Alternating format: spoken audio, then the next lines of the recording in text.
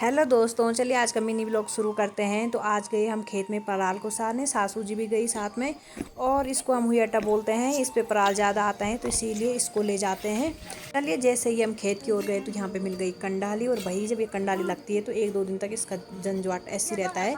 तो चलिए कंडाली को भी हमने काट दिया और मैं करती हूँ जल्दी जल्दी से ये पराल बांधना शुरू।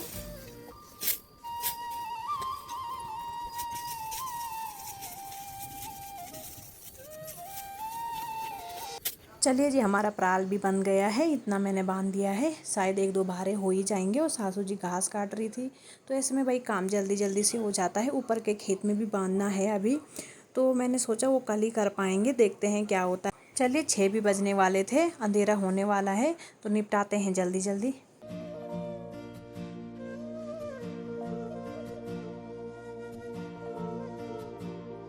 चलिए जी, नीचे का खेत का पराल तो बन गया है। तो ऊपर वाले खेत में आते ही मन तो नहीं था बांधने का, लेकिन सासू जी कहती हैं कि कहीं मौसम का कोई भरोसा नहीं है, कहीं बारिश हो गई तो ये सूख रखा पराल है, ये भीग जाएगा। तो इसके पुल्ले भी हम बांधने शुरू करते हैं। तब तक ये भी आ जाते हैं पराल लेने, तो इनके पास भी लगा देते हैं एक बारा।